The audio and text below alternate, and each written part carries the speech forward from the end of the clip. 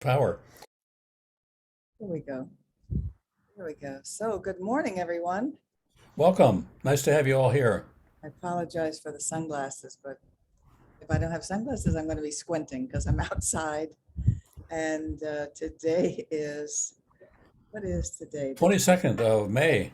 22nd of May. And our talk today is looking anger in the eye. Looking anger in the eye. So, we've been talking about emotions this whole month, and will next month. Next week will be on fear. So today we're going to be talking about anger, and it's an important topic. So I'll begin with an opening prayer. So if you'd like to join with me, we know right here, right now, that all of our emotions are a gift from God. They are for us, not against us. They are a guidance system. And yet they can cause us some of the biggest problems in our lives. And so today we look at the gift of anger and what is its purpose and how does it serve us and how can we have it serve us better. So I know that as we explore this, we learn from it, we are empowered by it, and we know that always as being extensions of the one infinite intelligence and universal love of the universe, that we are ever evolving into being more of that. We give thanks, we release, and together we say, And amen. so it is. If you're just joining us, if you'll put yourself on mute, that'll be great because we're going to have all of us live today. Uh, we're live, but Judith and I are live, and Judith is in Miami Beach, or Miami, where she is on the 30th floor, and I'm in our condo on the second floor, so we're high. So, sort of, yeah. Judith is higher than I am, but yeah. So if you put yourself on, Terry, if you put yourself on mute, and Linda, or on Angie, that would be great. Thank you. So Judith, what's our topic today? Anger. Looking anger in the eye. Yeah, really. That's a fun one.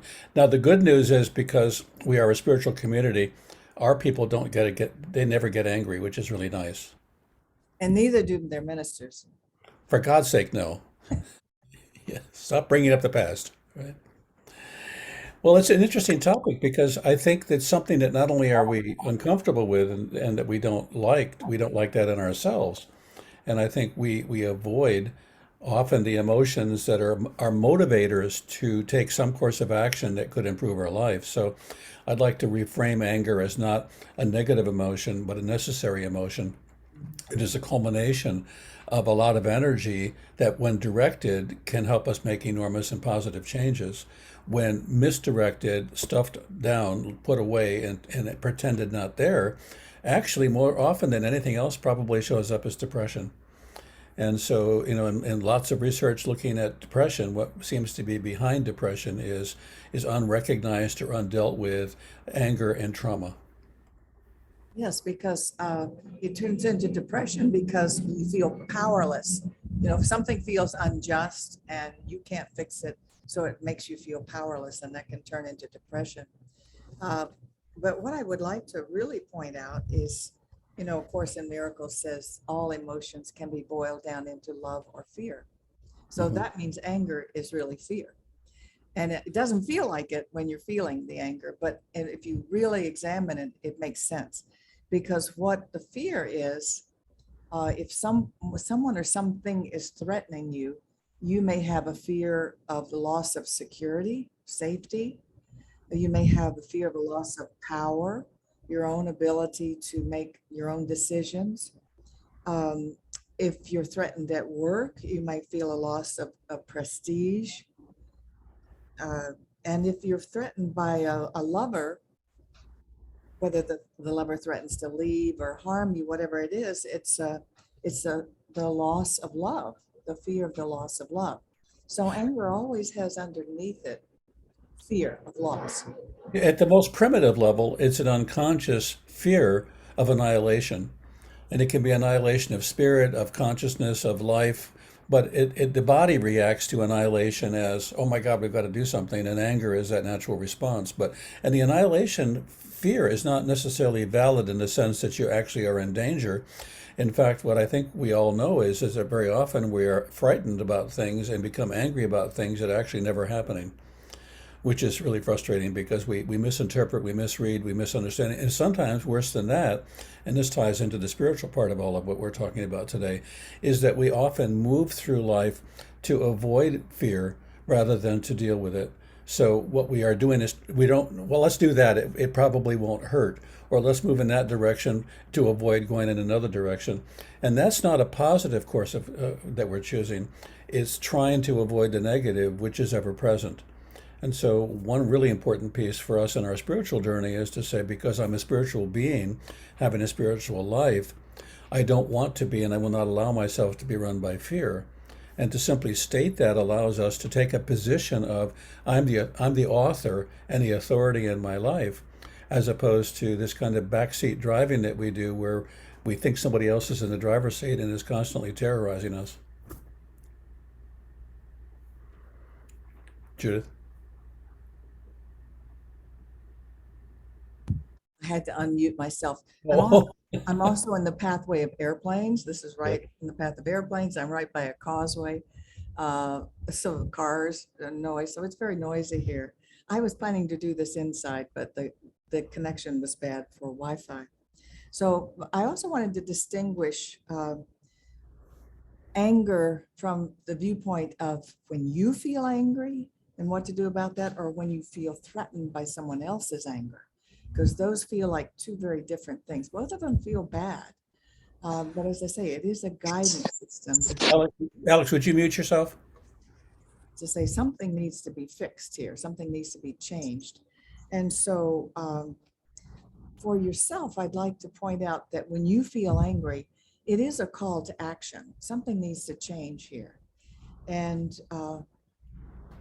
it's okay to feel the anger, but not to do the anger. So it's really important to know that difference. That's why you were always taught as a child, when you are angry, count to 10, because if you give it time, it will dissipate it. That, the intensity will dissipate, and then you can deal with it more rationally, more kindly, more sanely. I have a quote from I think it's Thich Nhat Hanh. Oh, he says, nothing can heal anger except compassion. Compassion, being able to feel the other person's feelings and understand what's going on with them. So maybe we could take a second and look at that. That's a really, really important piece because when you're angry, really angry, you're usually caught up in a kind of tidal wave of emotion. And when you decide that you want to practice compassion, you're shifting away from that emotional state into a cognitive or a mental state. And when you're in that mental state, you can make a decision about what you want to give your energy to. It diffuses that feeling. So, what we need to do, if we can, is to stop the course of action that's happening by thinking something different. When we're thinking about compassion, I mean, that's a pretty tough one, except when we say, well, how can I treat the situation with compassion, which means how can I step away from it and see a larger picture? How can I see more of how this is happening and view it from the perspective of love and caring? When we decide to see things from a position of love, we've simply changed everything. And we've muted, at least initially, the anger, but also maybe diffused or even transformed it.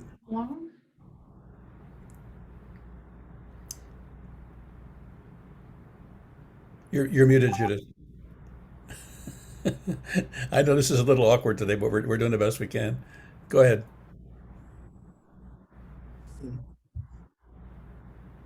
You're back on, Judith. Oh, I am. Okay, Yeah. thank you. Can't hear, can't see. I have another quote here that's by someone by the name of Ambrose Pierce. It says, speak when you're angry and you'll make the best speech you ever regret. That is so good. Yeah. Have any of you ever said something you wish you hadn't said? Really? Yeah. Another piece of that I want to spend a moment with though is that we say things that we wished we hadn't said in the heat of our emotion. But we often beat ourselves up for years and years and years. Rabbit. Elizabeth, if you put yourself on mute, that would really be great. Of course, thank you. We say things that we regret, but worse than the thing that we regret is how we abuse ourselves and treat ourselves after we've done something. And unfortunately, we can often give a moment of anger a lifetime of experience, which is not really helpful. Judith, you're muted again. Okay. So, but it is a call to action, as I said, and Yeah. so it requires careful consideration because we often need to learn to assert our rights. If we feel like our rights are being trampled on or threatened, it makes us angry. And spouses can do that, coworkers can do that, bosses can do that. And so you have to learn, friends can do that too. You have to learn to assert your rights. So it's very important to know the difference between aggression and assertion.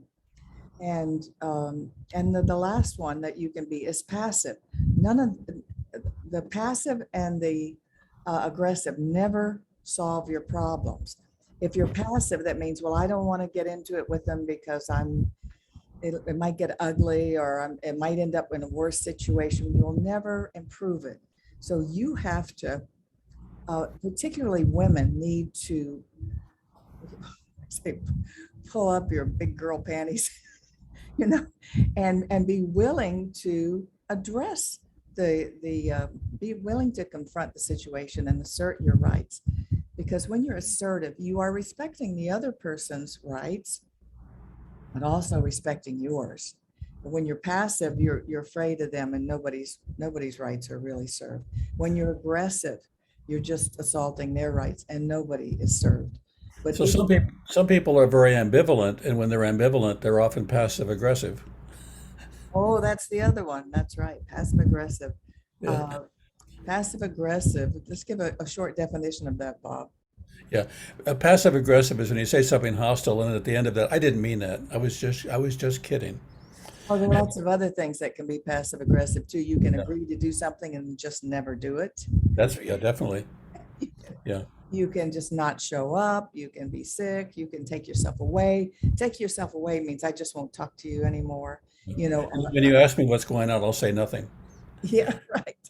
Everything is fine. Everything is fine. That's passive aggressive and nothing gets solved. Yeah.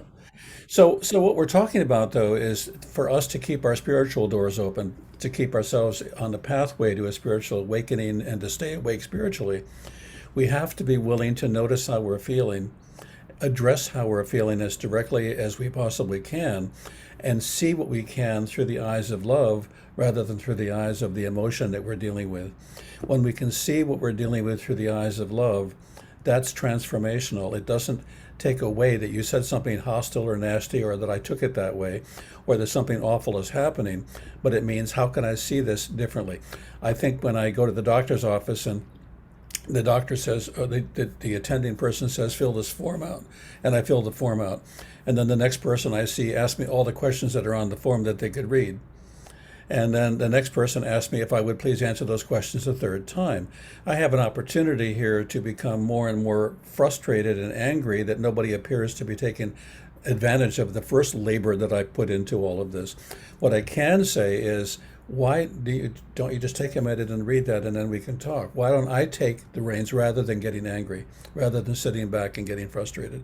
So sometimes we can, in a gentle and loving way, simply say, can we do the next thing or can we move forward rather than just working on the emotion that you're dealing with? And I can tell you at the doctor's office that emotion can get strong. And then when you react to it, you sound angry and hostile. And the truth is you are, but you could have done something about it.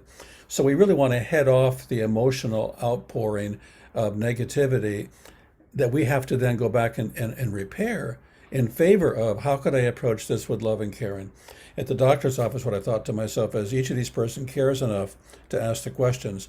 Apparently, they are having trouble realizing that it's already been answered. And when they care enough to ask the questions, that's different from why are you asking me the same questions again and again and again?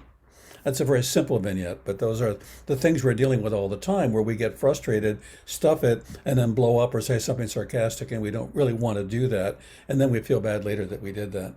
So, we're talking today really about how can we be on a spiritual journey as a spiritual journey as often and as constantly as we possibly can. Yeah, exactly. It's your feelings. You have the right to feel it, but you want to carefully express it at the right time and in the right way, or it can bite you. Scott Aubrey is a minister who says we can know the beauty of freedom and empowerment when we face our so-called negative emotions. Meeting with an airplane here. When we embrace and skillfully feel our sorrow, our anger, or depression, we are inspired to live authentically, as Bob was just saying. Our sense of purpose is renewed and energized, and the action we take will be divinely guided. So you can use this emotion on the spiritual path. You really can, as long as you don't abuse others or yourself um, with that. And you can abuse yourself by saying something you regret or by not expressing it. You need to feel it to heal it. You really do. So it's like, oh, this feels terrible. I don't ever want to be angry. Well, I'm sorry. We have to, it's one of our guidance systems. We're given that anger as a gift. It can right wrongs. It can motivate you to right wrongs socially or in the home or in your own relationships. But that's why it's a gift. You have to learn, but it's a gift with a double-edged sword. You have to learn to use it very carefully. I want to address a myth that I hear all the time, which is I'm just telling you how I feel. Right. And since I'm telling you how I feel, it's got to be okay, even if I happen to be yelling and using hostile language, because I'm telling you how I feel. And it reminds me of when my son was quite little and he saw the seagulls on the beach and he wanted to get one, so he ran as fast as he could toward the seagulls. And the closer he got to them, the further away they wanted to go. And I said, Aaron, you need to stop and wait for the seagulls to come to you. All you have to do is have anything that looks like food and they'll be there in a heartbeat. He had a hard time understanding that the way to get something is not to go after it sometimes, but to allow yourself to see it in the perspective that allows it to come to you. And we often don't do that because life is actually, when it's done well, is strategic. That is, we actually plan our course of action. And if we don't plan our course of action, then our life looks like what happens when there's no planning. And so we really do have a responsibility to think about what we're saying, even though we're feeling it. That's our feeling. It doesn't belong to anybody else. In my experience has been very often no one else wants to hear it anyway. That is, they don't want to know how you feel unless they ask you. So volunteering that is not always a gift. So a lot of what we hear about with how to heal anger is forgiveness. This is particularly helpful when the person you're mad at is long gone. You know, in other words, they've made their transition. They're no longer on the earth plane, or they're no longer in your life, and you're still mad about what they've done to you. You know, uh, and sometimes rightfully so. You have a right to be angry about it, but it's just not helpful to you anymore. And if you can't improve it, and you can't fix the past, what are you going to do? So exercising forgiveness at this point is really, really helpful. There's always another way to see the situation, whether it's the way that person was raised. They generally were thinking they were doing the right thing, and it just wasn't right for you. But so there are exercises you can do with that. You might even imagine the person as a child, a small child, and see, how were they raised? What did they experience? To kind of see the world through their eyes. Um, Another exercise that really, really works, and you may even have somebody who loves you near you when you do this if you can. If not, then you can do it by yourself, which is to have a chair and have that person imaginarily sitting in a chair across from you and tell them exactly what you've always wanted to tell them. Tell them how you feel. Tell them everything that you need to tell them. Now, if you're really courageous, and this is a more difficult piece where it's sometimes helpful to have somebody else there, after you've told them everything you want to tell them and everything that you've been holding back that you want to let go of, now sit in their chair and imagine their response to you. And what would they say? And I have found again and again as a therapist, those two things, when done, have helped people resolve enormous conflicts and upsets. And until you take the seat of the person you're mad at, you very often can't conceive of them as anything other than a monster. exactly, and that does happen, and it's happened for me. And because nobody generally is out to try to hurt you. they're trying to do the best job they can. And this business of forgiveness is so tricky because sometimes we want to forgive and we just feel like we can't.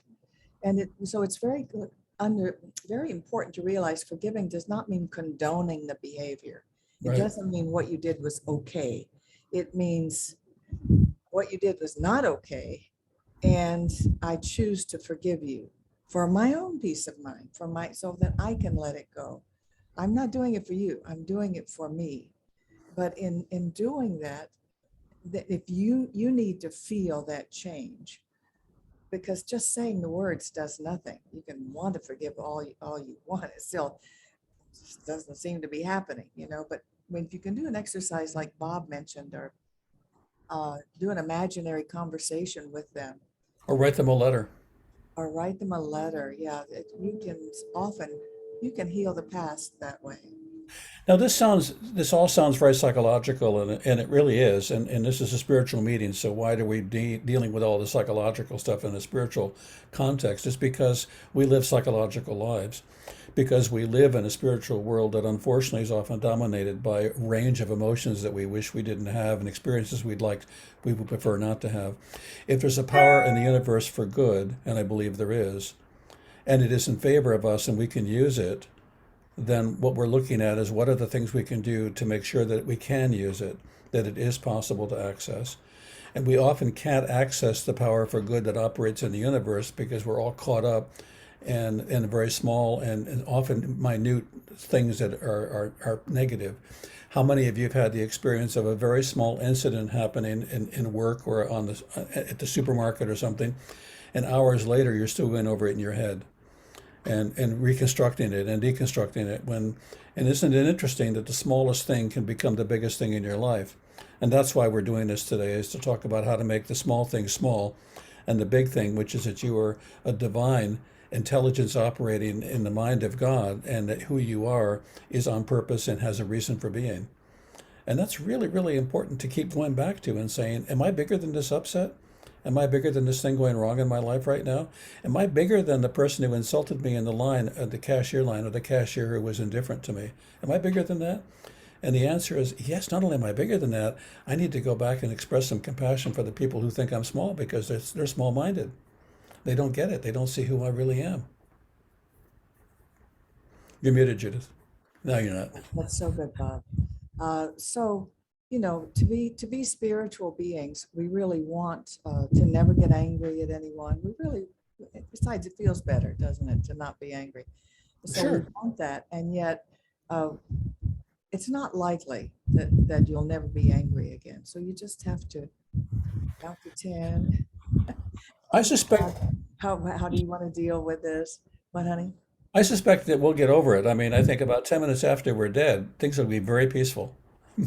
But until then, and I'm hoping that when I get to the other side, I don't have to wait in a long line.